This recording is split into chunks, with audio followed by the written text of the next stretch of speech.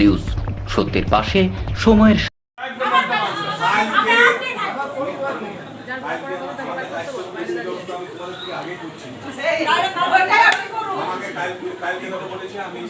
বুধবার আসানসোল পৌর নিগম অন্তর্গত ১৩ নম্বর ওয়ার্ডের এলাকাবাসীরা পানীয় জলের সমস্যা নিয়ে মেয়র বিধান উপাধ্যায়ের কাছে এসে বিক্ষোভ দেখায়।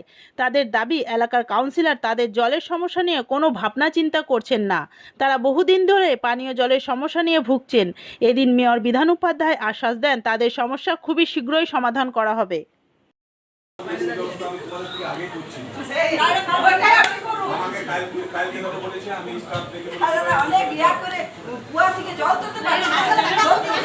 মা বঙ্গচন্দ্রের নাম সুন্দর করে ঘর যাও, তোমাদের জল হবে।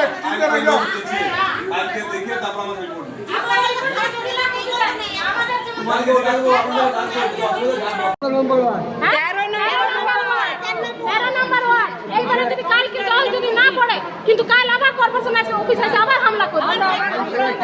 কাউন্সিলরের নাম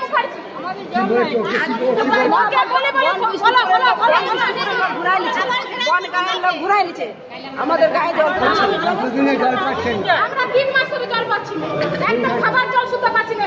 আমাদের একে পেটে কিন্তু আমরা জল পেছি না, প্রতিদিনই আসি পাচ্ছি না। হ্যাঁ পাচ্ছি না, জল আসছে, জল পাচ্ছি না। একদম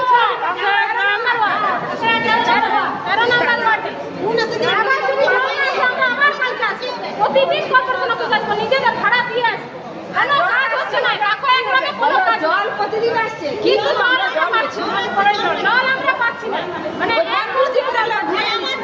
আমরা রান্না করে জল, রান্না কিনে রান্না করবো, খাবার জল আমরা কিনবো। আমাদের ঘরে ছোট ছোট ছিল আছে, আর আছে সংসার ছেড়ে করে আমাদের কাজ করছে।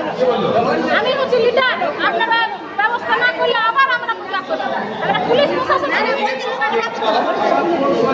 নিউজ সত্যের পাশে সময়ের